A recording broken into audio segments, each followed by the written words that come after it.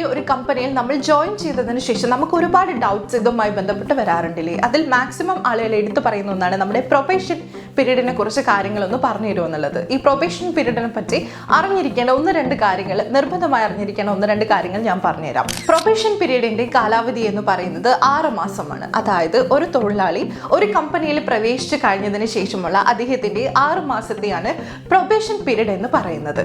ഈ ഒരു പ്രൊബേഷൻ കാലയളവിൽ എപ്പോൾ വേണമെങ്കിലും തൊഴിലാളിക്ക് ഈ കമ്പനിയിൽ നിന്നും റിസൈൻ ചെയ്യാനുള്ള ഓപ്ഷൻ ഉണ്ട്. ആൻഡ് ഇതിനോട് കൂടെ തന്നെ മറ്റൊരു കാര്യം കൂടിയുണ്ട്. അതായത് ഓഫർ ലെറ്റർ ഒക്കെ കൊടുത്തു കഴിഞ്ഞ് നമ്മൾ ആ കമ്പനിയിൽ ജോയിൻ ചെയ്തതിന് ശേഷം നമ്മുടെ ഭാഗത്തു നിന്ന് വരുന്ന വീക്ക് പെർഫോമൻസ് കമ്പനി ഉടമയ്ക്ക് എന്തെങ്കിലും ഫീൽ ചെയ്തിട്ടുണ്ടെങ്കിൽ അദ്ദേഹത്തിന് ഈ പ്രൊബേഷൻ പീരീഡിൽ, അതായത് ഈ 6 മാസത്തിൽ തന്നെ തൊഴിലാളിയെ ടെർമിനേറ്റ് ചെയ്യാനുള്ള ഓപ്ഷനും ഉണ്ട്. ഇങ്ങനെ ടെർമിനേറ്റ് ചെയ്യുന്നതിൽ മറ്റൊരു കാര്യം കൂടി എടുത്തു പറയേണ്ടതുണ്ട്. എന്താണെന്ന് വെച്ചാൽ കമ്പനി ഉടമ ഈ തൊഴിലാളിക്ക് ചുരുങ്ങിയത് 14 ദിവസമെങ്കിലും നോട്ടീസ് പീരീഡ് ആയിട്ട് നൽകണം എന്നുള്ള കാര്യം ഇതിൽ എടുത്തു പറയേണ്ട ഒന്നാണ്.